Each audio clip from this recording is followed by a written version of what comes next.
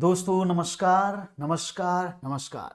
कैसे हैं आप सभी लोगों का बहुत बहुत स्वागत है आज के सेशन में। होप सो हम लाइव हो चुके हैं और आप मुझे सुन पा रहे हैं, ऑडियो वीडियो क्लियर है। दोस्तों आज के सेशन में जैसे कि आपको पता है हम सीरीज लेकर चल रहे हैं, डेली जो सीटेट के पेपर हुए हैं उनको हम कंप्लीट कर रहे हैं मैथमेटिक्स का। ऑलरेडी हम 22 दिसंबर का पेपर तक कवर कर चुके हैं। आज हम 23 दिसंबर 2021 जो ऑनलाइन पेपर मॉर्निंग शिफ्ट में हुआ था उसके क्वेश्चंस को आज हम लेकर करेंगे। अगर आपने अभी तक हमें सब्सक्राइब नहीं किया तो जल्दी से सब्सक्राइब कर लो और चैनल को सब्सक्राइब करके वीडियो को आगे भी शेयर कर दो, जिससे सभी लोगों को आज के वीडियो में जो चीजें स्टार्ट होने वाली हैं वो सब मिल जाएं और सभी लोग फ्री ऑफ कॉस्ट इसका फायदा उठा पाएं। सभी को मेरा प्यार भरा नमस्कार है, गुड इवनिंग टू एवरीवन। तो चलिए करते हैं शुरुआत और आज सेशन में पहला प्रश्न बिना किसी देरी के समय बिताए हम रखते हैं और सवाल आपके सामने रखते हैं। पहला प्रश्न है आपके स्क्रीन पर। एक विद्यार्थी का स्कूल उसके घर से 5 किलोमीटर दूरी पर है। यदि वह 100 मीटर प्रति मिनट की गति से सुबह 7:45 पर चलना शुरू करता है तो वो कितने बजे अपने स्कूल पहुंच जाएगा? School of a student is 5 kilometers away from his house. At what time will he reach the school if he starts walking at 7:45 in the morning with a speed of 100 meter per minute? बहुत simple सवाल है, आसानी से कर सकते हैं। बिल्कुल simple सवाल है। देखो मतलब क्या है, अब उसने देखो वो इसका मतलब समझना, वो क्या करता है 1 मिनट में, आप देख पा रहे हैं ना वो क्या बोल रहा है, 1 मिनट में वो 100 मीटर चलता है तो उसे 5000 मीटर यानी 1 किलोमीटर में 1000 मीटर होते हैं ना, तो 5 किलोमीटर में कितने हो जाएंगे 5 इंटू 1000 यानी 5000 मीटर। तो जब वो 1 मिनट में 100 मीटर चलता है तो 5000 मीटर चलने में कितना टाइम लगेगा, आप उसमें 100 का डिवाइड कर देंगे, दैट इज 50 मिनट। तो 50 मिनट लेगा। अब उसने शुरू कब किया है 7:45 पर, आप उसमें 50 और जोड़ देंगे तो कितना हो जाएगा, आपने कहा 35 पर आया और 7 और 1 8, तो कितना आंसर हुआ, बिल्कुल सही जवाब आप देंगे। और 8:35 जिन्होंने ऑप्शन दिया, ऑप्शन नंबर बी नहीं होगा, it's not 45 Chandan, it's 8 Jyoti 8 no it's 8:35, you can see on your screen answer will be there, it's 8:35, C is the right answer। बहुत बढ़िया, आगे बढ़ें और तेजी से आपने आंसर दिया है तो आगे बढ़ते हैं एक और सवाल की तरफ।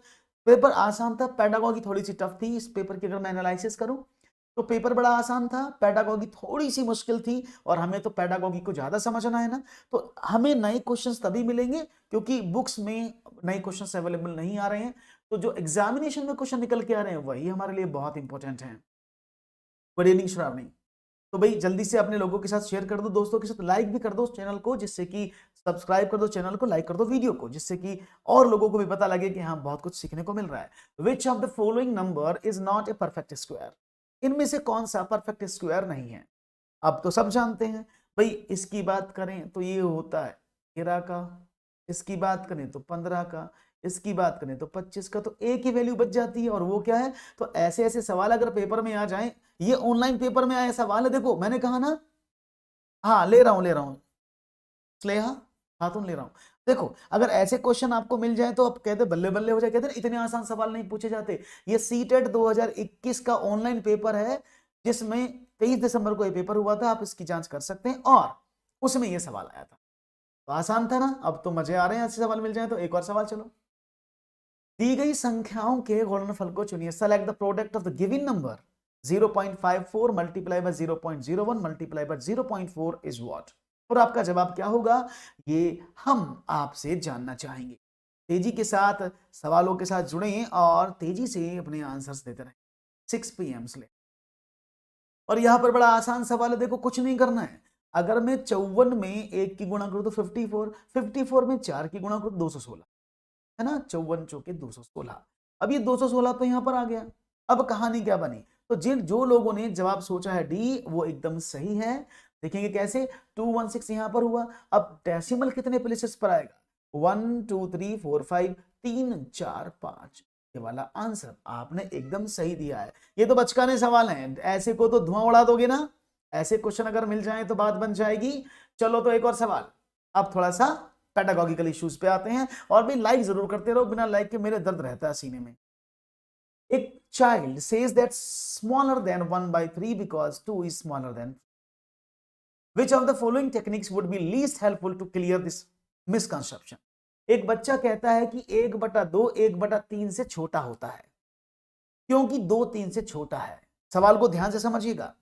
इस गलत धारणा के निवारण हेतु इनमें से कौन सी जो तकनीक है वो सबसे कम मददगार होगी? याद रखिएगा, हम पढ़ती बार बहुत तेजी से पढ़ लेते हैं। कम यानी सबसे लेस कौन सी हेल्पफुल होगी? वास्तविक जीवन की वस्तुओं का उपयोग करके दोनों भिन्नों की साकार कल्पना करने में छात्रों की मदद करना। ऑप्शन नंबर 2, विभिन्न उदाहरण में पेपर फोल्डिंग की सहायता लेना और भिन्नों की तुलना करना।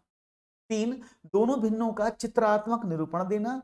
या 4, बच्चों को व्याख्या देना कि भिन्नों में हर की संख्या के बड़े होने का अर्थ भिन्न का छोटा होना है। इनमें से कम इन अपर्णा वेलकम, इन सब में से सबसे कम चांसेस किसके हैं ये आपको बताना है। और यहां पर अनीता ने ए और राजीव डी कह रहे हैं। चलो देख लेते हैं। डी को उड़ा दें तो बिल्कुल सही जवाब, एकदम सही जवाब डी, एकदम सही जवाब है। क्यों? क्योंकि अगर बच्चों को आप समझाने की बात करते हो तो आप उनको आंसर के नहीं समझा सकते, क्योंकि बच्चा तो वैसे ही कंफ्यूज है। या तो आप उसको मूर्त चीजों का सहारा लेंगे, या उसको पेपर फोल्डिंग का सहारा लेंगे, या वास्तविक जीवन से उसको जोड़कर पढ़ाएंगे, या फिर चित्र तरीके से पढ़ाएंगे कि रोटी है, इस रोटी में ये 2 टुकड़े हैं और इस रोटी में 3 टुकड़े हैं, तो कौन सा छोटा है? तो ये सब हेल्पफुल है, लेकिन ये हेल्पफुल बहुत कम होगा। राइट ऑप्शन डी जिन्होंने दिया है वो एकदम सही जवाब है। एक और प्रश्न है आपकी स्क्रीन पर, ये रहा। In a class, which of the following statement is indicative of gender basis in learning mathematics? Gender basis का बताना है। Girls and boys should be given equal opportunity to learn mathematics. It is important to mention the success of women mathematician in mathematics textbook. The success of mathematics in boys attribute to their ability, while the success of girls is attributed to their effort. Or both boy and girls should be equal opportunity for higher education in mathematics. तो देखेंगे sir, आज micro teaching में fraction पढ़ा कर आए हैं। आपका pizza, क्या बात है, लेकर गए थे पिज्जा, वेरी गुड, बहुत बढ़िया। तो देखेंगे जवाब क्या मिलेगा भाई। आपका सवाल आपके समक्ष है, और यहां पर समझो कौन सा लैंगिक भेद यानी लैंगिक पक्षपात का सूचक इसमें है। गणित अधिगम में लड़कियों और लड़कों को एक समान अवसर दिया जाना चाहिए, ये तो बिल्कुल सही है, क्योंकि हम कहते हैं हमेशा समान अवसर मिले। गणित की पाठ्य पुस्तकों में महिला गणितज्ञों की सफलता का उल्लेख किया जाना महत्वपूर्ण है, इस पर थोड़ा सा आपको संशय हो रहा होगा। लड़कों में गणित की सफलता का श्रेय उनके सामर्थ्य को, और जबकि लड़कियों में उनकी सफलता का श्रेय उनके प्रयासों को दिया जाता है। गणित में उच्चतर शिक्षा के लिए लड़कों लड़की दोनों का समान, ये बिल्कुल सही बात है। अब 2 ऑप्शन में आपका पंगा अटका है, और बिल्कुल सही जवाब है, क्योंकि आप गणित में पुस्तकों में महिला गणितज्ञों का जिक्र जरूर करें, क्योंकि पुरुष का पहले से ही है, जिससे कि महिलाएं जो हैं वो भी जाने कि महिला गणितज्ञ भी हैं। इसलिए बिल्कुल सही बात है कि लड़कियों को उनको बोला कि वो सामर्थ्य पर दिया जाता है, लड़कियों को दिया उनको प्रयासों पर दिया जाता है। इट्स नॉट फेयर, ये आपकी समावेशी शिक्षण का पाठ भी नहीं है, और इसमें लड़का और लड़की में भेद दिख रहा है। राइट ऑप्शन सी फॉर चूहा आपने कर दिया है। एक और सवाल थोड़ा सा अलग है, समझिएगा। इसमें कुछ लाइन मैंने अलग से लगाई हुई, उसका मीनिंग बाद में बताऊंगा क्या है। कक्षा 3 की गणित की अध्यापिका ने अपने छात्र को यह प्रश्न दिए, 256 में 173 को ऐड करो, 28 में 32 जोड़ो, 129 में 76 जोड़ो। बाद में उन्होंने छात्रों को एक कार्य पत्रिका यानी वर्कशीट करने के लिए दी, जिसमें समरूप प्रश्न थे जैसे कि लिखे हुए हैं। निम्नलिखित कथनों में से कौन सा कथन दी गई स्थिति के लिए उपयुक्त है? यह खुले श्रेय वाला प्रश्न का उदाहरण है। क्या आप समझते हैं? खुला श्रेय बिल्कुल गलत है, क्योंकि इनके फिक्स्ड आंसर हैं। आप 256 में 173 जोड़ोगे तो आपको क्लोज एंडेड क्वेश्चन मिलेगा, तो ये ओपन एंडेड तो नहीं है, क्योंकि उसका सिर्फ एक आंसर होगा। कार्य ड्रिल और अभ्यास पर आधारित है तथा प्राथमिक स्तर पर हतोत्साहित होना चाहिए। दूसरा, ये एक संदर्भात्मक प्रश्न का उदाहरण है। संदर्भात्मक प्रश्न नहीं है, सीधे प्रश्न दिए गए हैं, रेफरेंस क्वेश्चन नहीं है ये। समय बचाने के लिए शिक्षिका को गृह कार्य के तौर पर ऐसे 10 और प्रश्न, अरे बच्चों को ओवरबर्डन नहीं करना, लर्निंग विदाउट बर्डन ऑलरेडी दिया हुआ है। लर्निंग विदाउट बर्डन मैं दोनों का कराता हूं धनंजय, पेपर 1 और पेपर 2 का। पहले पेपर 1 सॉल्व करेंगे, उसके बाद पेपर 2 भी सॉल्व करेंगे। ठीक है ना, पहले पेपर 1 सॉल्व कर ले, उसके बाद पेपर 2 सॉल्व करेंगे।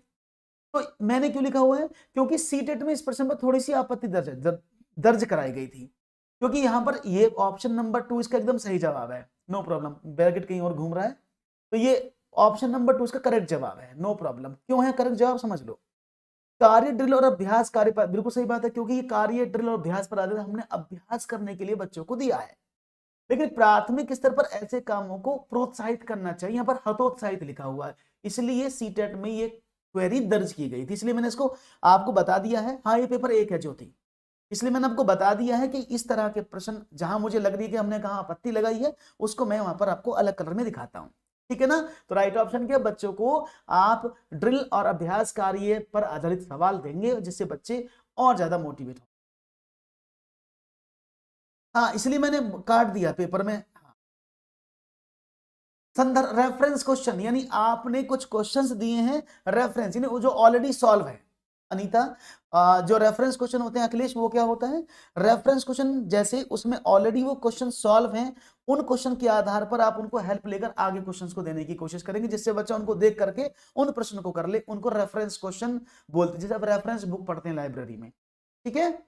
चलिए एक और सवाल आपकी स्क्रीन पर, which of the following instrument और activity can not be used, याद रखिएगा, can not be used to see whether two angles are equal और नॉट। A rectangular strip is attached to a permanent rectangle at the edge of can be moved. The cutout of one angle sectors which overlaps the sector, scale और protractor, यानी कौन सी गतिविधि यंत्र यह देखने के लिए उपयोग नहीं किया जा सकता। याद रखिएगा, इस बात को, सवाल को बार बार मैं बोल रहा हूं, एग्जाम में सवाल बहुत अच्छे आए, उसको घुमाकर पूछा गया, तो आप नहीं को जरूर पढ़ें। एक आयताकार पट्टी जो किनारे के एक स्थायी आय से जुड़ी है और जिसको हिलाया डुलाया जा सकता है, बिल्कुल आप एंगल ढूंढ सकते हो उससे। भाई उसमें कोण की बात है, भाई आप कोण समान है कि नहीं आप देख सकते हैं आराम से, हिला डुला के कोण है कि बराबर नहीं है। आप त्रिज्या खंड के कोण को भी देख सकते हैं, नो प्रॉब्लम। आप चांदा जानते हैं ना, प्रोट्रैक्टर तो जानते होंगे क्या होता है, राइट ऑप्शन सी को उड़ा दें, बहुत बड़ी श्रावणी। रेखनी, बिल्कुल सही जवाब है रेखनी, क्योंकि रेखनी क्या होती है, स्केल। ये जो है ये रेखनी है आपके सामने, आप इसकी हेल्प से एंगल को नहीं माप सकते। क्या आप स्केल से एंगल को नहीं माप सकते ना, scale only use for measure the length.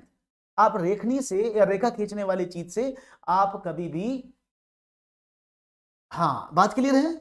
इसके साथ साथ ये चांदा है, चांदे को तो देखा होगा ना आपने, बचपन में कोण बनाए थे कि यहां रखकर मापते थे 90 डिग्री का कोण बनाने के लिए, इसको प्रोट्रैक्टर कहते थे।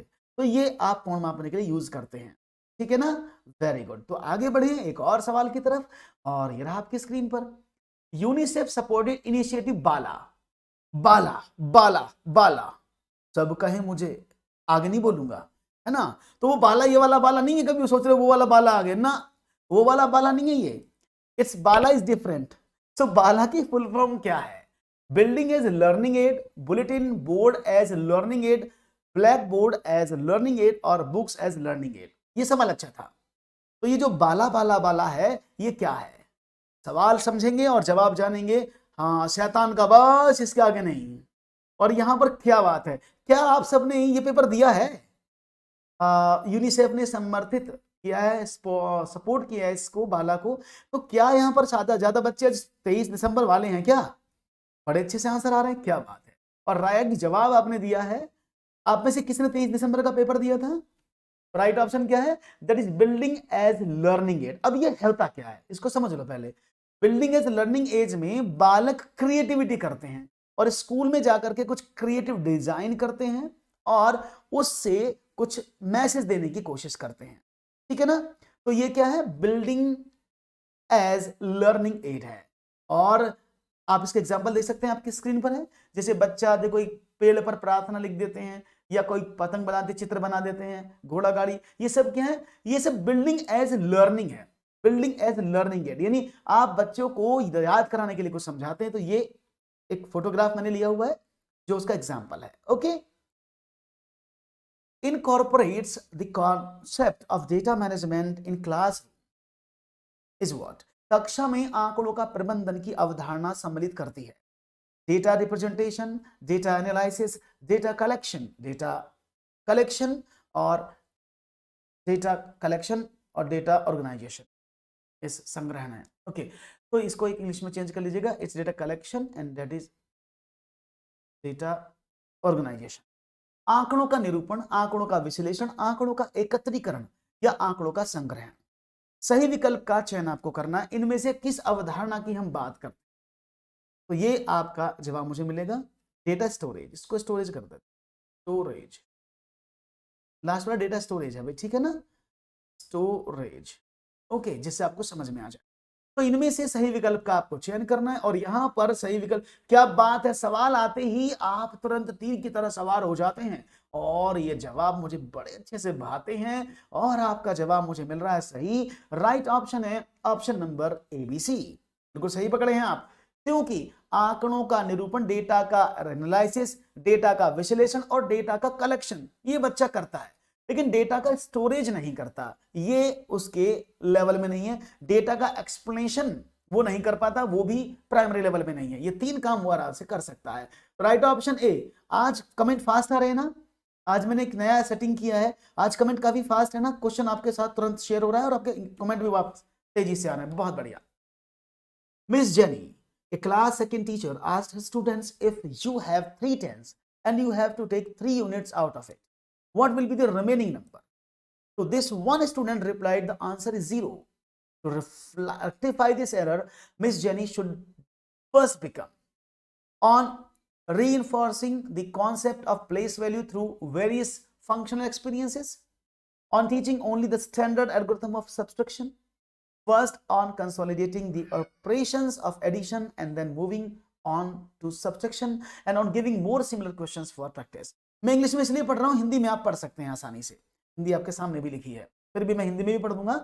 तो भाई जेनी अध्यापिका हैं, उन्होंने पूछा आपके पास 3 दाई हैं और आपको 3 इकाई इसमें से निकालना है, तो शेष क्या बचेगा? तो बच्चे ने क्या काम कर दिया, उसको बोला 3 दाई हैं भाई, उसको बोला 3 दाई मतलब 3 गुणा 10 30 होना चाहिए ना, उसमें से 3 इकाई आपने निकाल दी, 3 गुणा 1 निकाल दिया तो 27 बचना चाहिए, लेकिन बच्चे ने क्या बोला कि 0 बचा, 3 में से 3 निकाल दिया, 0 बचा। मतलब क्या है, बात समझ में आ रही? मतलब क्या है?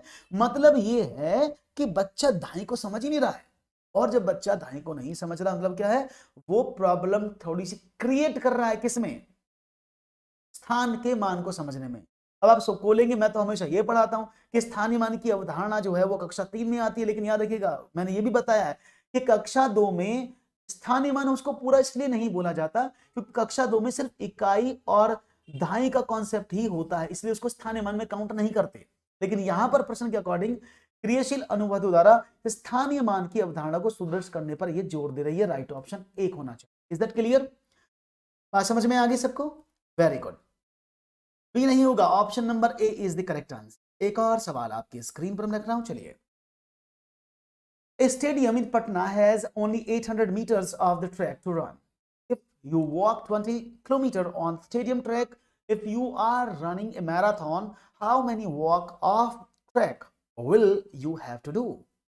यानी पटना के स्टेडियम में दौड़ने के लिए सिर्फ 800 मीटर का ट्रैक है। No problem.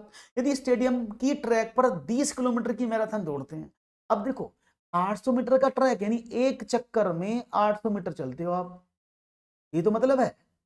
उसने बोला 20 किलोमीटर आपको चलना है, तो भाई ये तो मीटर में है ट्रैक, ये किलोमीटर में है, तो मैं क्या करूंगा, 1 किलोमीटर में कितने मीटर? 1000 ना, तो मैं 20 में 1000 की मल्टीप्लाई कर दूं तो ये 20,000 हो गया। तो 20,000 जो है वो मीटर दौड़ना है। अब एक चक्कर में 800 मीटर वो दौड़ता, तो कितने चक्कर लगाने पड़ेंगे? 800 का डिवाइड कर दें, आपने कहा 25 28, तो राइट ऑप्शन। बिल्कुल सिंपल सवाल एकदम, ऐसे सवाल आ जाए मैथमेटिक्स में तो बात ना बन जाए। और राइट ऑप्शन दिया है, यानी 23 दिसंबर वाले पेपर में बड़ी खुशी लोगों को मिली क्योंकि उनके सवाल बड़े आसान हो गए, है ना। तो 23 दिसंबर वालों की हुई थी बल्ले बल्ले इन सवालों में। लाइक भी करते रहो, आगे बढ़ाते रहो। और एक और सवाल आपके स्क्रीन पर ले रहा हूं मैं, चलिए। How many sugar packets of 1/8 kg can be made from 2:3/4 kg and 3:1/4 kg sugar packets? यानी 2 सही 3/4 किलोग्राम और 3 सही 1/4 किलोग्राम चीनी के पैकेटों से 1/8 किलोग्राम चीनी के कितने पैकेट बनाए जा सकते हैं, ये आपको बताना है। और मैं बार बार आपको यही बात बताता हूं, इनको मैं टाइप इसलिए करता हूं क्वेश्चंस को क्योंकि टाइप करने से इस बार प्रॉब्लम ये है, बुकलेट तो किसी को मिली नहीं थी, तो अगर बच्चे ने पेपर हिंदी में अटेम्प्ट किया है तो सारा पेपर हिंदी में ही है वो, तो उसको इंग्लिश वालों को प्रॉब्लम होता है, इसलिए इसको बायलिंगुअल बनाने के लिए मुझे टाइप करना पड़ता है, जिससे कि आप हिंदी इंग्लिश दोनों में समझ लें। ओके, तो देखेंगे जवाब। इसके लिए लाइक तो बनता है यार, 20 के 20 तो केवल कहने के बाद भी लाइक नहीं है भाई, लाइक कम से कम इस 500 तो पहुंचा दो यार। चलो देखो, तो उसने क्या बोला, 2 सही 3/4, तो भाई एक पैकेट में 2 सही 3/4 चीनी, दूसरे पैकेट में 3 सही 1/4। और मैंने क्या बताया, जब भी आप भिन्नों को जोड़ते कैसे जोड़ते हैं, पूरे पूरे पार्ट को एक तरफ जोड़ लो, तो 2 + 3 एक तरफ, और प्लस 3/4 प्लस 1/4 एक तरफ, तो कितना हुआ 5 + 4/4 1, तो ये 6 हो गया। तो इन दोनों पैकेट को मिलाकर कुल कितनी चीनी है, 6 पैकेट, 6 किलो। अब 6 केजी चीनी है, उसमें 1/8 केजी के पैकेट बनाने, तो 6 किलो में आपने 1/8 का डिवाइड कर दिया, तो 6 × 8 बराबर 40। तो यानी कितने पैकेट बनेंगे, बहुत बढ़िया जवाब दिया आपने, 4 option should be answer, very good, that is 30, very good, D is the right answer, बहुत बढ़िया। अरे लाइक कर दो भैया, अरे लाइक तो कर दो, इतना कंजूसी क्यों कर रहे हो, पैसा नहीं लग रहा लाइक करने का। तो डी ऑप्शन एकदम करेक्ट आंसर है, आपने कहा डी, बहुत बढ़िया। आगे बढ़ते हैं जी एक और सवाल की तरफ और देखते हैं एक और प्रश्न आपकी स्क्रीन पर।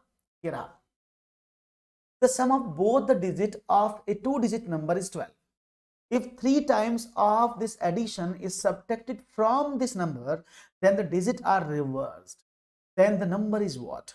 दो अंकीय संख्या के दोनों अंकों का योग 12 है। यदि इन संख्याओं में से इस जोड़ का 3 गुना घटा दिया जाए तो अंक पलट जाते हैं, तो संख्या क्या है? जी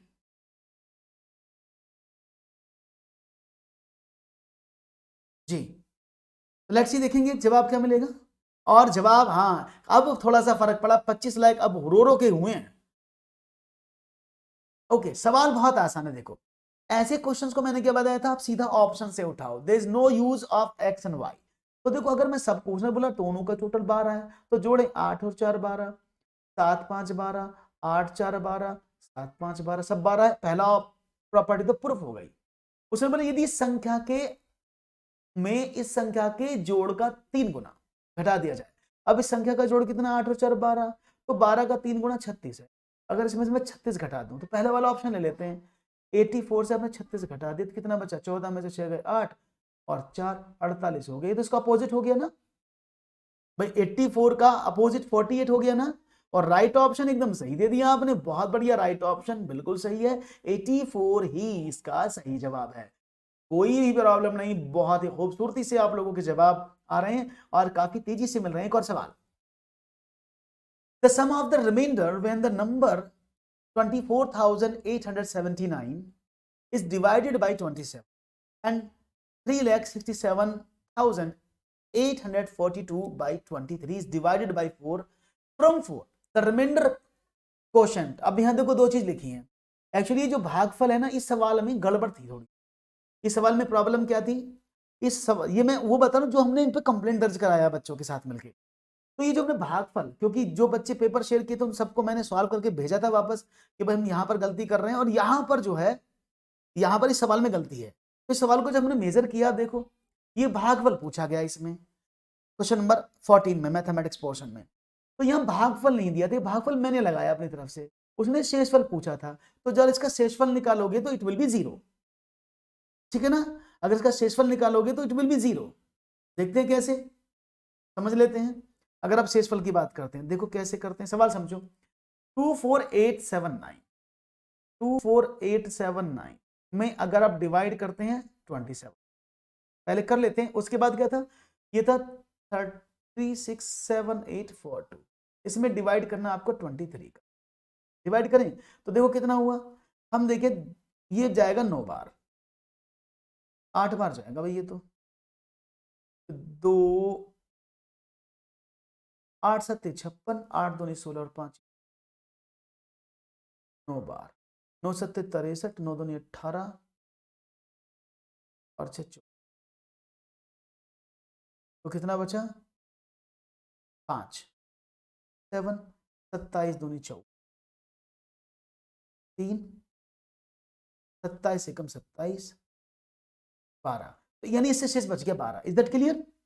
यहाँ 12 बच गया। ओके, अब क्या करें, जब इसका डिवाइड किया 23 से, ये 23 से पूरा कटेगा, चाहे काट के देख लो आप, देखो 23 से कम 23, 3 1,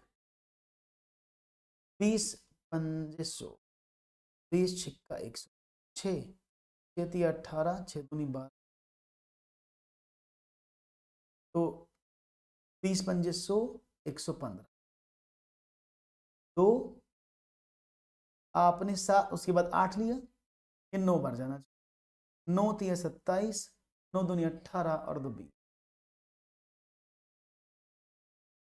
1 2, आपने फिर यहां से कितना उतारा, दैट इज 4, तो फिर ये 9 बार जाएगा, कितना हुआ 207, 57, ऊपर से 23 चौके बाद, तो पूरा पूरा कट गया ना, यहाँ पर कुछ नहीं बचा ना।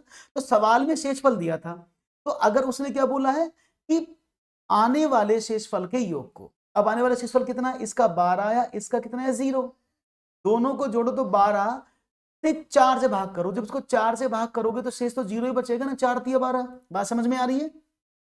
इसीलिए यहां पर क्वेश्चन में उसको ये नहीं पूछना चाहिए था, क्वेश्चन में उसको भागफल पूछना चाहिए था, या फिर उसका आंसर, क्योंकि अकॉर्डिंग टू द क्वेश्चन इसका आंसर उन्होंने 3 दिया था, माफ करिएगा, इसका 3 आंसर है, 2 पे कैसे लगे, उसका आंसर 3 दिया था उन्होंने क्वेश्चन पेपर में, लेकिन 3 कब आएगा, जब 12 को आप डिवाइड करोगे 3 से, 3 चौके 12, सॉरी 4 से डिवाइड करोगे तो 4 3 12, तब आएगा 3, तो या तो ये भागफल होना चाहिए था यहाँ पर, तो इसका आंसर 3 था, अदरवाइज शेषफल होता तो इसका आंसर 0 आना चाहिए था, ठीक है ना। इसलिए ये एनालिसिस थोड़ी सी मैंने आपको करा दी, क्योंकि पेपर में थोड़ी सी गड़बड़ थी, क्लियर है, समझ में आया। इसीलिए मैं बोल रहा हूँ कि पेपर में जो गड़बड़ हो रही है उनको भी हम साथ में नजरअंदाज नहीं करेंगे, उनको बताते चलेंगे, जिससे आपको और अच्छी चीजें समझ में आ जाए। एक और सवाल, ये अच्छा क्वेश्चन था, 15 क्वेश्चन था, -2 + 4 - 6 + 8 - 10 + 12 + 100 का मान क्या है।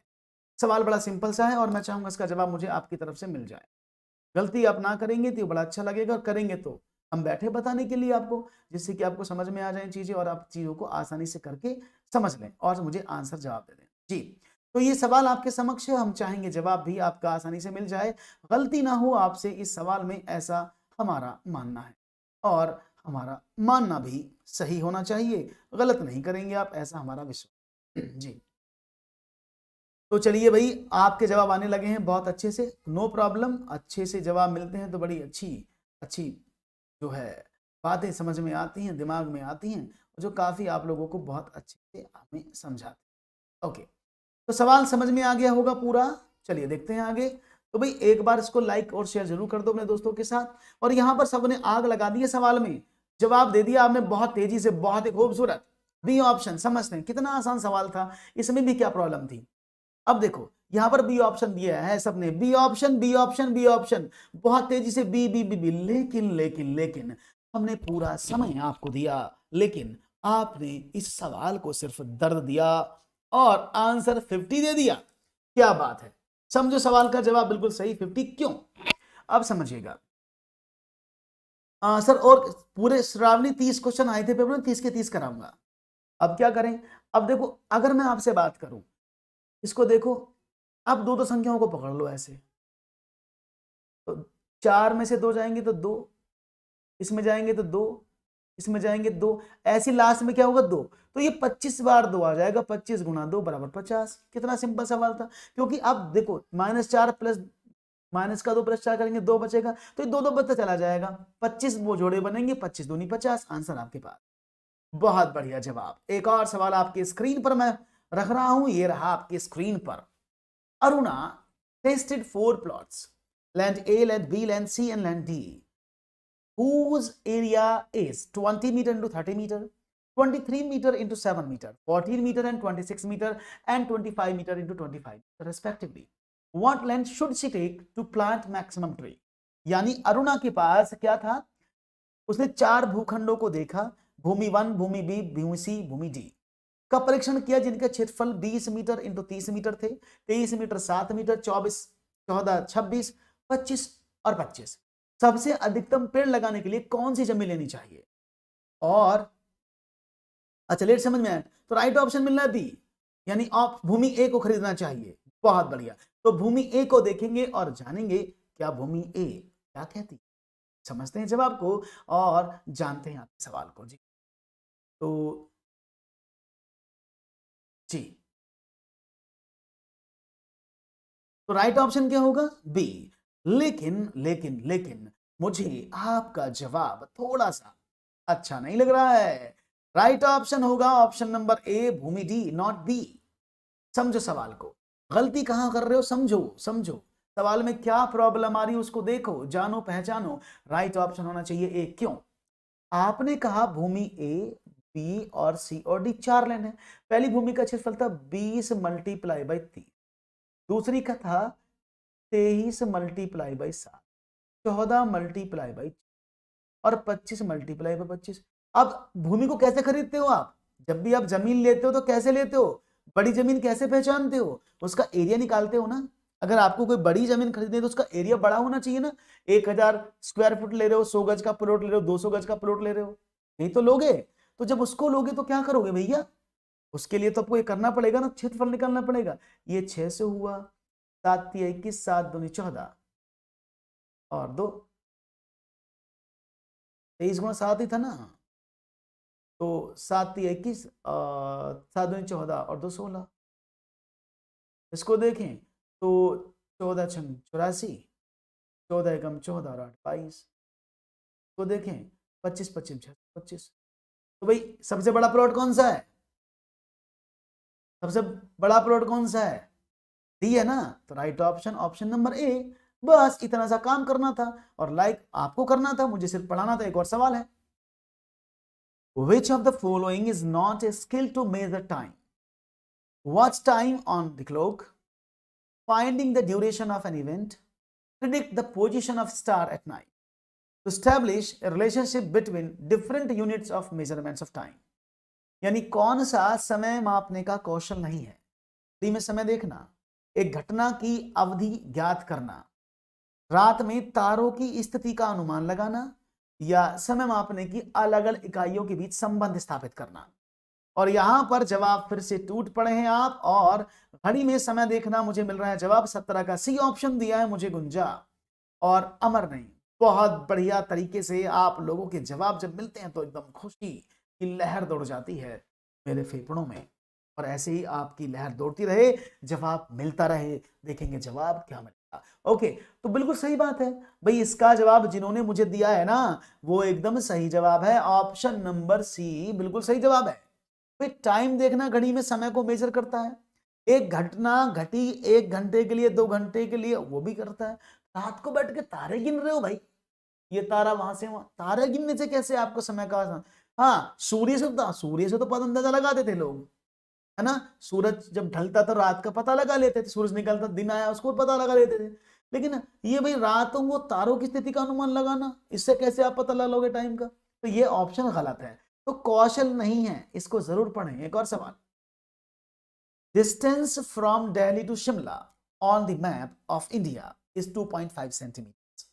Delhi to Dehradun is 1.5 centimeter. Shimla to Mumbai distance 4.5 centimeter. Shimla to Dehradun distance is 2 centimeter. 1 centimeter of map is 250 kilometer on the ground it shows. Here has to travel from Dehradun to Mumbai via Shimla. How much distance will he have to cover?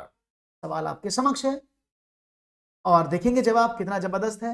Bharat के मानचित्र पर शिमला, दिल्ली से मैं लिख देता हूं, दिल्ली से शिमला कितना है भाई? उसने बोला 2.5। दिल्ली से देहरादून, देहरादून कितना है? That is 1.5। शिमला से मुंबई, इन सवालों को समझना होगा। शिमला टू मुंबई कितना है भाई? शिमला से मुंबई, ओहो, शिमला से माफ करिएगा, शिमला से मुंबई हो गया, हाँ, शिमला से मुंबई के बीच की दूरी 4.5। उसके बाद शिमला से देहरादून 2 सेंटीमीटर, शिमला से देहरादून। अब देखो उसने सवाल में क्या बोला है, मान, अच्छा शिमला से देहरादून 2, शिमला से Dehradun 2 point, okay now clear 2.0।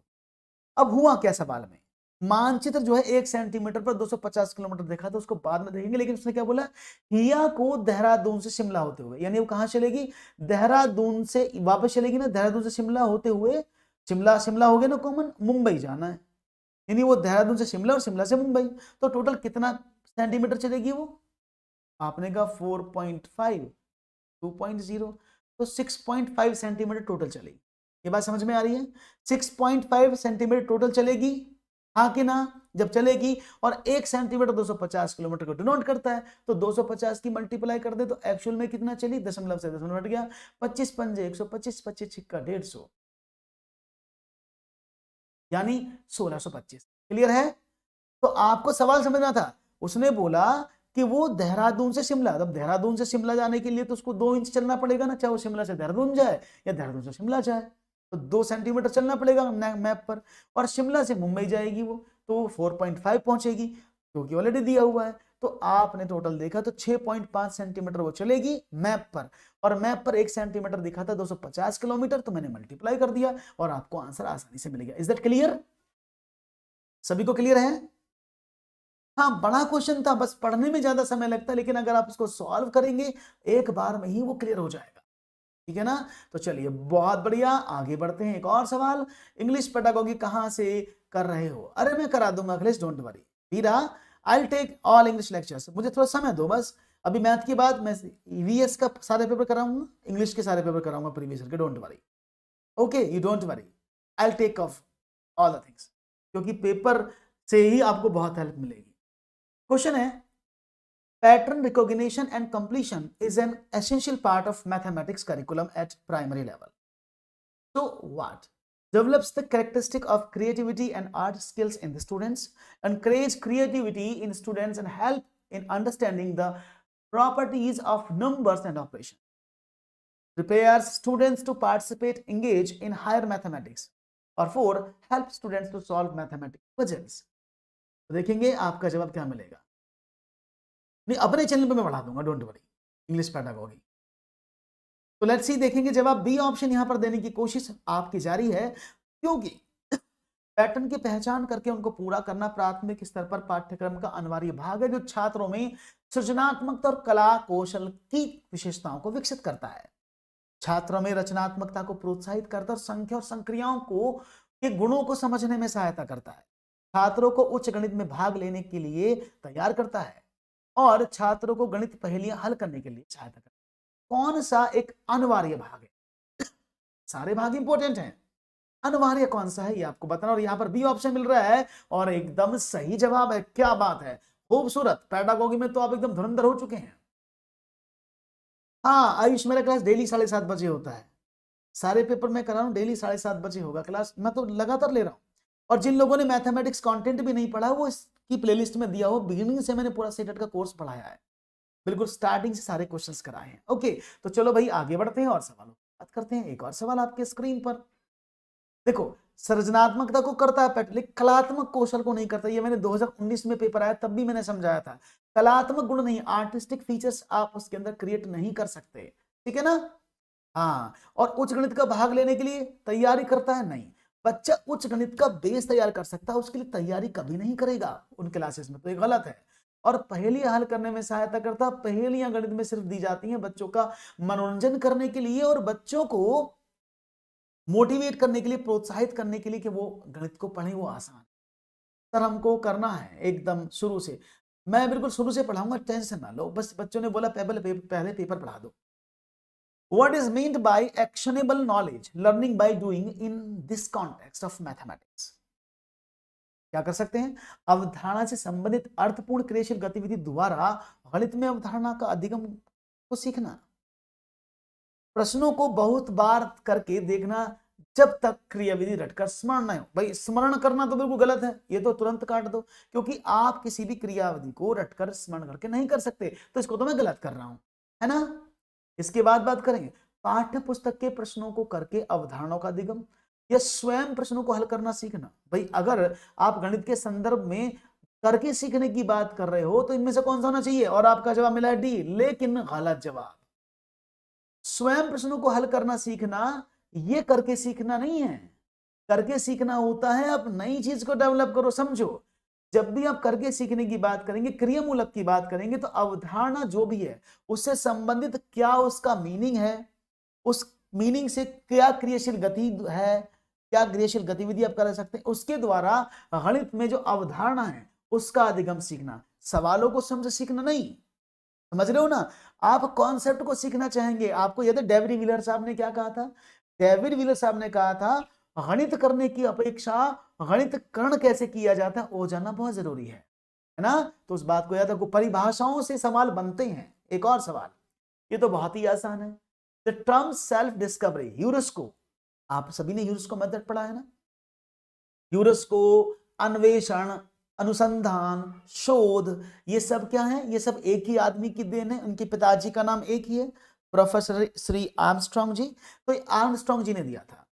अब प्रणाम, कैसे हैं श्री राम? आज तो आप आशीर्वाद दीजिए, हम नजदीकी रेलवे स्टेशन पहुंच गए हैं, कल एग्जाम है मेरा। बहुत बढ़िया, आपको बहुत बहुत शुभकामनाएं श्री राम, और आप सफल होंगे ऐसी मैं मनोकामना करता हूं प्रभु से।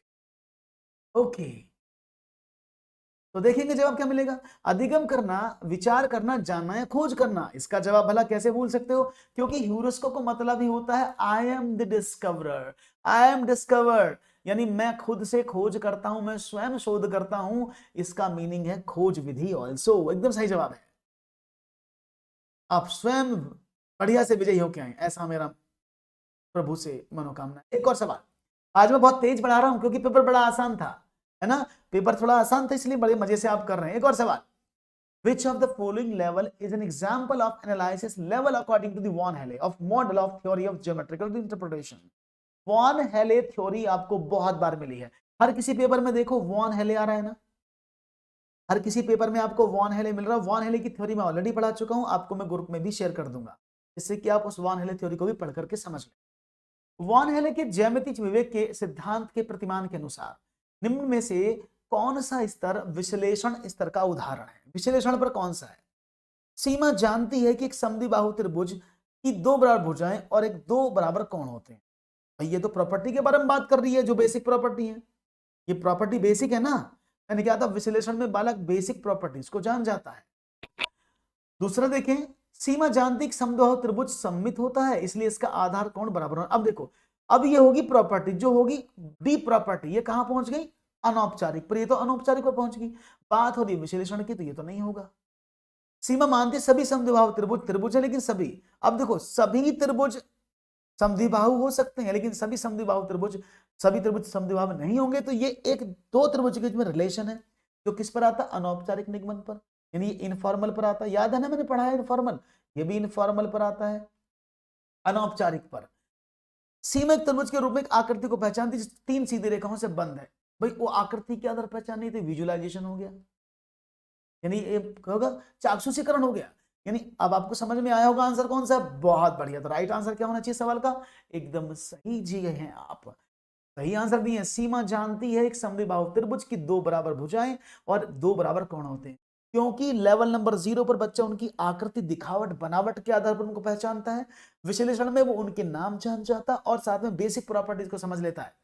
लेवल नंबर 2 जिसमें होता है अनौपचारिक निगमन, जिसके अकॉर्डिंग बच्चा उन दो चीजों में संबंध बनाने की कोशिश करता है, जैसे कि इस तरह के प्रश्न इसी में आते हैं। और औपचारिक में वो उनके बीच में नियम बनाता, दो डिफरेंट प्रॉपर्टीज के बीच में, दो डिफरेंट शेप्स के बीच में वो नियम बना लेता है, और दृढ़ता में वो स्वयं का काम, स्वयं की क्रिया कर देता है। बहुत बढ़िया। चलिए से कर लेना, 22 वीडियो पड़ी हैं सीटेट पंजाबी की। ओके, आगे बढ़े। एक और सवाल चल। मीता wants to collect only 2 rupees coins. Her mother gave her old piggy bank and asked to bring coin chains that amount to rupees 2. On opening the piggy bank, she got 2 notes of rupees 100, 3 notes of rupees 20, 10 notes for rupees 10, 50 coins for 5 rupees, 77 coins for 1 rupees, and 98 coins of 50 paisa. How much did he get for rupees 2? सवाल बहुत simple है, थोड़ा सा बस हाँ थोड़ा समझना है। ये लाइक वहीं रुके हुए हैं, क्या बात है भाई, अरे लाइक को बढ़ा दो भाई, लाइक तो वहीं रुक जाते हैं। बार बार मुझे ऐसा लगता है। अब मिलते हैं एक छोटे से ब्रेक के बाद, जब तक आप लाइक कर दीजिएगा मैं फिर से मिलता हूं, ऐसा बोलना पड़ेगा मुझे लग रहा। लाइक करने के लिए तो हाँ एक आदमी रखता हूँ किराए पे जो सिर्फ लाइक लाइक करता रहेगा, भाई लाइक दे दे भाई अल्लाह के नाम पे, एक आदमी अपॉइंट कर लेता हूं, है ना, वो बढ़िया रहेगा ना अखिलेश, अभिषेक, एक आदमी अपॉइंट कर लेते, बस वो ही करेगा अल्लाह के नाम पे लाइक दे दे भाई, तो कम से कम बात चलती रहेगी। चलो देखते हैं। मीता केवल 2 रुपए के सिक्के इकट्ठा करना चाहती है। उसकी माँ ने उसे अपना पुराना गुल्लक दिया, उस राशि को 2 रुपए में बदल कर लाने को कहा कि जितने भी पैसे मैं दे रही हूं सबको 2 रुपए में कन्वर्ट करके लेके आ। गुल्लक खोलने पर उसे क्या मिला, 100 रुपए के 2 नोट। मैं लिख दूं 100 रुपए के 2 नोट, 200 रुपए मिल गए, ये कट गए। 20 रुपए के 3 नोट, 20 रुपए के 3 नोट हो गए तो 60 रुपए ये हो गए, ये भी हटा देते हैं। 10 रुपए के 10 नोट, 10 रुपए के 10 नोट, 100 रुपए ये हो गए, इनको भी हटा देते हैं। 5 रुपए के 50 सिक्के, तो 5 रुपए के 50 सिक्के मीन 250 रुपए, 285 हो गए। 1 रुपए के 77 सिक्के, 1 रुपए के 77 सिक्के, 77 रुपए ये हो गए। और 50 पैसे के 58.50 इंटू 98 दैट इज 49।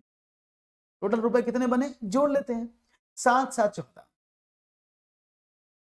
और तो कुछ बचा है भाई, और तो कुछ हो तो बता देना मुझे, क्लियर है। 260, 150 पंजे 250, 77 रुपए, 98 सिक्के थे ना, तो 98 मीन 49। 9 7 16 का 6 का, 7 4 11, 1 12 5 17 और 6 2 2 4, 736 रुपए टोटल उसके पास हुए, है ना, 736 रुपए हुए ना। अब 736 रुपए होने के बाद क्या हुआ, अखिलेश यही करना पड़ेगा। अब ये रुपए हैं 736, उसने बोला इन रुपए को 2 रुपए के सिक्के में कन्वर्ट करो, तो क्या करना पड़ेगा आपको, 36 में 2 का भाग करना पड़ेगा ना, तो 368 रुपए के कॉइन होंगे। 2 रुपए के कितने कॉइन होंगे, 368, जिस जो 736 रुपए के बराबर बनेंगे। तो राइट ऑप्शन क्या होगा, 368।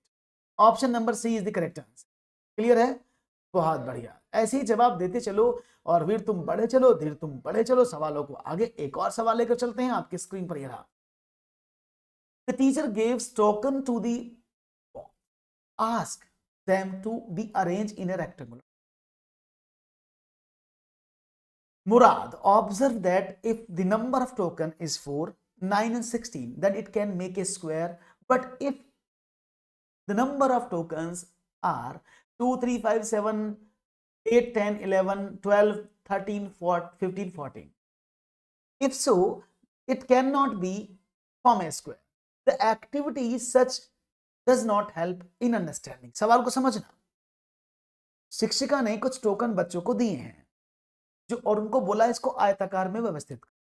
मुराद एक नाम है बच्चे का, यह निरीक्षण करता, ऑब्जर्व करता है कि अगर टोकन 4, 9, 16 के हैं तो वर्ग बन जाता है, लेकिन अगर टोकन की संख्या 2, 3, 5, 6, 7, 8, 10, 11, 12, 13, 14, 15 ऐसी है तो वह वर्ग नहीं बन पाता। यह गतिविधि इसे समझने में मदद नहीं करती। इसे समझने में मदद नहीं करती है। प्रत्येक टोकन का आयतन, वर्गों का क्षेत्रफल, पूर्ण वर्ग, 16 तक की संख्याओं के गुणनखंड। और सवाल क्या है, अब आपको बताना है इसका जवाब। एक क्वेश्चन पर 1 मिनट टाइम मिलेगा, तो यहां लगता है 5 मिनट कैसे बनेगा। देखिए राज, ये मैं इन सवालों को करने के लिए मैक्सिमम से मैक्सिमम ये 15 मिनट में सवाल हो जाएगा, 30 सेकंड में एक सवाल हो जाएगा।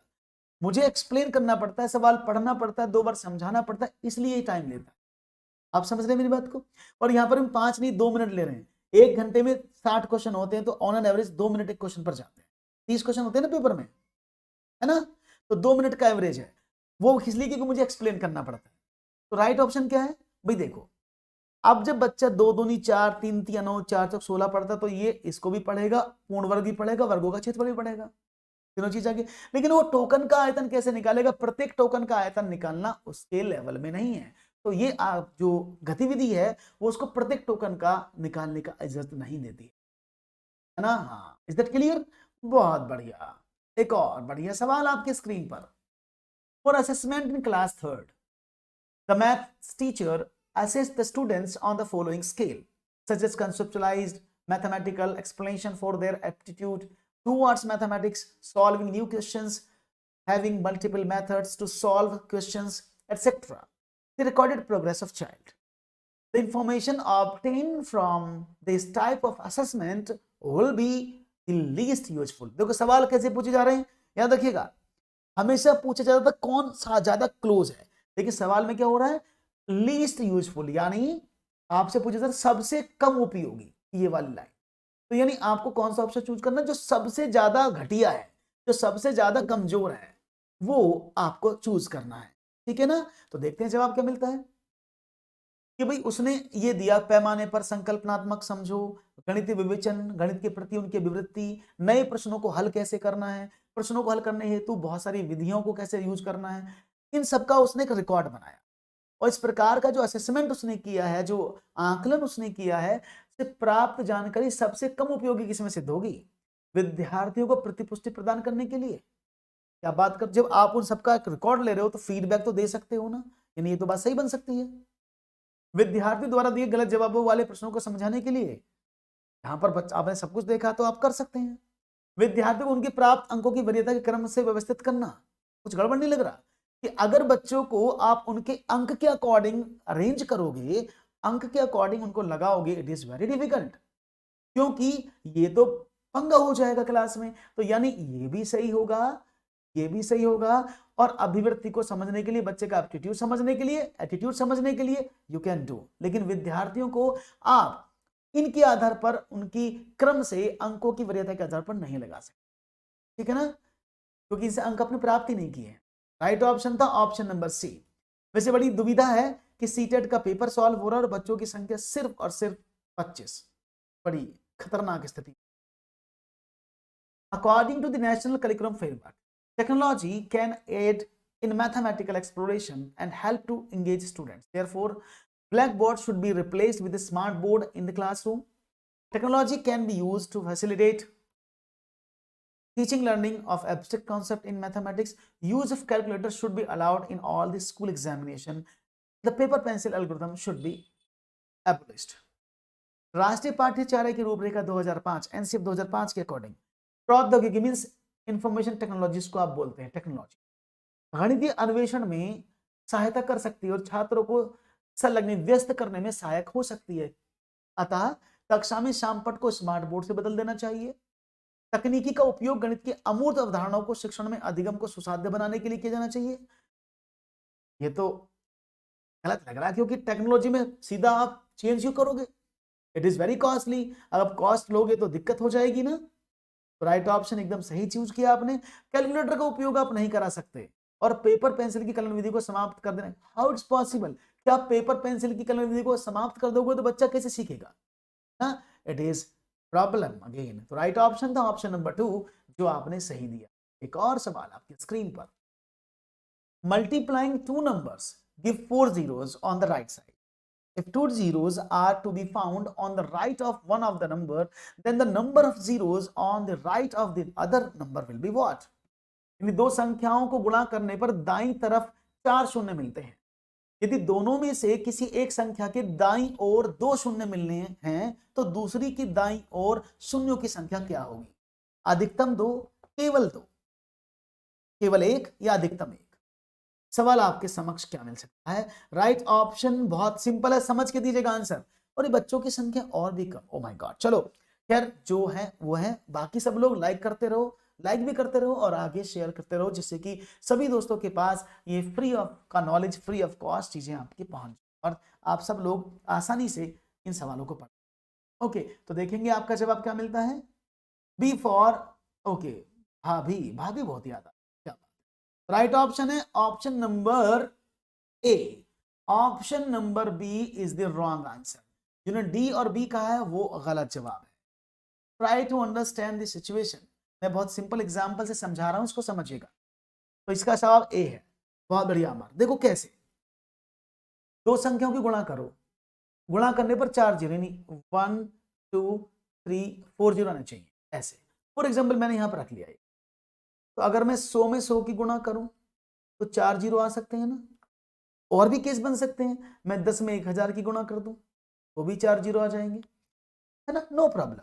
क्वेश्चन में क्या कहा गया उसने कि दोनों में से किसी एक संख्या के दाईं ओर 2 जीरो है। अगर मैं इसमें 2 जीरो रखूं तो फिक्स हो गया ना, अधिकतम 2 जीरो आ सकते हैं। भाई जब आपको 4 जीरो लाने हैं, इस संख्या में ऑलरेडी फिक्स कर दिया दो, तो मैक्सिमम आप 2 जीरो ला सकते हैं, केवल 2 नहीं, मैक्सिमम 2। Is that clear? इसलिए राइट ऑप्शन था अधिकतम 2 जीरो। क्लियर है? ए फॉर एप्पल, बहुत बढ़िया, राइट ऑप्शन सही दीजिएगा जवाब, गलती ना हो आपसे साहब। एक और सवाल आपके स्क्रीन पर, मजा आता है ऐसे क्वेश्चन में। वीरा, अगर आप सीटेट दी होंगी, अगर आप देने वाली हैं तो तैयार हो जाओ, ऐसे क्वेश्चन आपको मिलने वाले हैं। 28 क्वेश्चन है, it is helpful to solve mathematical puzzles at the elementary level in recognizing the gifted students in the class, unlearn problem solving skills, to entertain the students, to encourage problem solving skills। प्राथमिक स्तर पर गणितीय पहेलियों को हल करना सहायक होता है। और मैंने बहुत बार बताया, अकॉर्डिंग टू एनसीएफ, आपको शायद पता है कि हम अभी, मैंने थोड़ी देर पहले भी आपको डिक्टेट किया था कि हम प्राथमिक लेवल पर पहेलियों को इंट्रोड्यूस क्यों करते हैं, उसका रीजन क्या है, और वो आसानी से आप समझ लीजिएगा। पहेलियों को इंट्रोड्यूस किया जाता है जिससे बालक मनोरंजनात्मक गतिविधियों में पार्टिसिपेट कर पाए, बच्चे प्रोत्साहित हो पाए, उन्हें आसान लगे कि कितना इजी और फन है। इसीलिए बच्चों की रुचि बढ़ाने के लिए उनको हम क्या कराते हैं, मनोरंजनात्मक पहेली और गेम कराते हैं। तो कक्षा में प्रतिभाशाली बच्चों को पहचानने के लिए आप गणित पहेली का यूज नहीं कर सकते। पहेली के माध्यम से you are not able to identify कि which one is above average, which one is below average, क्योंकि कभी कभी पहेलियों का जवाब बिलो एवरेज वाले दे दिया करते। समस्या समाधान के कौशल को स्मृति विलोपन अनलर्न करने में, ओ हाउ इट्स पॉसिबल कि आप पहेलियों को अनलर्न करने में, हे माय गॉड, अनलर्न कैसे करोगे? छात्रों की सिर्फ मनोरंजन के लिए नहीं, मैंने कहा ना, मनोरंजन के लिए नहीं, मनोरंजित किस लिए, कि वो किसी चीज के लिए प्रमोट हो, प्रोत्साहित हो। इसलिए राइट ऑप्शन था बिल्कुल सही, ऑप्शन नंबर 4। समस्या समाधान के कौशल को प्रोत्साहित करने के लिए उनको बताया जाता। बहुत बढ़िया। एक और सवाल आपकी स्क्रीन पर फिर ये रहा, how many linears and curved symmetry does a rectangle which is not square have? एक आयत जो वर्ग नहीं है में कुल कितनी रेखिक और घुमावदार सममिति होती है? एक आयत है, वर्ग नहीं है, वो आयत ही है, उसमें कितनी रेखिक और घुमावदार यानी रोटेशनल सिमेट्री की रेखाएं होती हैं? ऑप्शंस आपके सामने हैं, 8। Oh my God, option number D का 8, 29, क्वेश्चन नंबर 29 चंदन। और जवाब क्या मिलेगा? भाई आप लोगों की सपोर्ट की बहुत आवश्यकता है, आप सेशन को आगे जरूर शेयर करें, क्योंकि मैं भी सोच रहा हूं कि ज्यादा बच्चे मिले तो मेरा कभी थोड़ा सा जो है मन बना रहे, आप लोगों के साथ जुड़ा रहूं मैं भी, और सब लोग सेशन को शेयर जरूर कर दें। एक प्रण ले लेना आप, एक थोड़ा सा, एक, अगर आप देखिए, अगर आप अपने मन में ठान लें कि आज मुझे 2 दोस्त को लेके आना, चाहे कहीं से भी लेके आना है, वो होगा। अभी आपने ठाना ही नहीं है, अगर आप ठान लेंगे तो भला कैसे नहीं होगा, है ना, क्योंकि आप, mouth publicity is the best publicity, तो ये अभी आपने ठाना ही नहीं है। तो आप ये मान लें कि कल की क्लास में वे 2 बच्चे मुझे लेके आने, कहीं से भी लेके आए, दाब के, मार के, पीट के, आप कुछ भी एफर्ट लगाएं, कोशिश करो तो हो जाएगा। राइट ऑप्शन है ऑप्शन नंबर बी, गलत जवाब है option number A, not 2, option number B, option number B is the right option. हाँ, सर्कल ज्वाइन कर, हाँ बिल्कुल, मैंने कहा देखो बुशरा ने बहुत अच्छी कोशिश की है। भाई आपके साथ में क्या 2 आपके दोस्त पढ़ने वाले भी नहीं होंगे कि वो जो प्रीवियस ईयर पढ़ना चाहें? आपके साथ बीएड में बहुत लोग होंगे, एक बार आप कोशिश तो करो। हाँ बिल्कुल, तो देखते हैं। अब आयत में 2, तो अब समझो, पहले एक आयत है, पहले समझा दूं मैं आपको। देखिए, अगर मैं आपसे बात करूं, ये आयत है फॉर एग्जाम्पल, इस आयत में 2 रेखिक होती हैं, कौन कौन सी शायद आपको याद हो, एक हॉरिजॉन्टल और एक वर्टिकल, है ना, 2 तो ये होती है ना, किसी भी आयत में 2 सममिति रेखाएं होती हैं, एक हॉरिजॉन्टल और वर्टिकल, क्षैतिज और ऊर्ध्वाधर, तो 2 तो रेखिक होती हैं। अब घुमावदार का मतलब क्या होता है, इस आयत को आप कितनी, फॉर एग्जांपल ऐसे है ना, कितनी बार घुमाने पर सेम स्थिति में ले आओगे, तो एक स्थिति पहली वाली ये बनेगी, एक रोटेशन हो गया, और दूसरे रोटेशन पर ये वापस यहाँ, तो यानी एक रोटेशन, 2 रोटेशन ये हो गए, तो ऐसे ऐसे तो 2 रोटेशन में वो वापस आयत बन जाएगा ना। तो राइट ऑप्शन क्या, 2 ये हो गई। तो 2 + 2 = 4। तो ऐसी 4 सममिति हो जाएंगी। इस दैट के लिए वर्ग में वो 8 हो जाएंगी। क्लियर है जी? ओके, क्लियर है? बढ़े आगे। 29 क्वेश्चन कंप्लीट। 30 क्वेश्चन आपकी स्क्रीन पर ये रहा। There are 5 ways to display. Question number, ये 2012 में आया हुआ सवाल है, ये 2012 में भी सवाल आया था और ये मैंने आपको बहुत बार कराया भी है। आपको मैंने शायद जब पढ़ाया था इस सवाल मैंने पहले आपको प्रैक्टिस सेशन में कराया हुआ है। हस्तकौशल सामग्री या प्रतिमान, स्थिर चित्र, लिखित संकेत, मौखिक और लिखित भाषा, वास्तविक संसार की स्थितियां, संदर्भ, ऐसे 5 तरीके हैं जो प्रदर्शित करते हैं गणितीय शब्दावली को, ज्यामितीय उपपत्ति को, गणितीय पाठ्यक्रम को या फिर गणितीय विचार को, यानी mathematical terminology, geometrical proofs, mathematical courses और या करिकुलम और मैथमेटिकल आइडियाज। राइट ऑप्शन क्या होगा इसका जवाब देखेंगे तेजी से और उम्मीद करेंगे। तो मैं आपसे एक अपेक्षा रखूं कल 100 बच्चों का टारगेट लेके चलें अगर आप चाहेंगे तो देखते हैं जवाब क्या मिलेगा। और राइट ऑप्शन मिला है, बहुत बढ़िया, ऑप्शन नंबर डी एकदम सही जवाब है।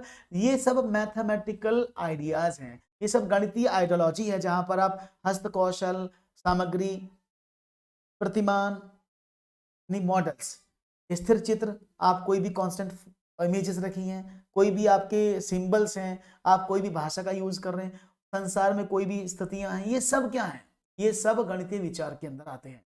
तो राइट ऑप्शन ये। तो दोस्तों आज हमने बात की 30 क्वेश्चंस की, और अगर आपको सेशन अच्छा लगा है तो भाई लाइक कर दें, अपने दोस्तों के साथ शेयर कर दें और मुझे भी मोटिवेट करें और आप भी मोटिवेट हो, क्योंकि जब ज्यादा बच्चे होंगे तो कंपटीशन करने में मजा आएगा, है ना, और पढ़ने में भी मजा, और मुझे पढ़ाने में भी मजा आएगा।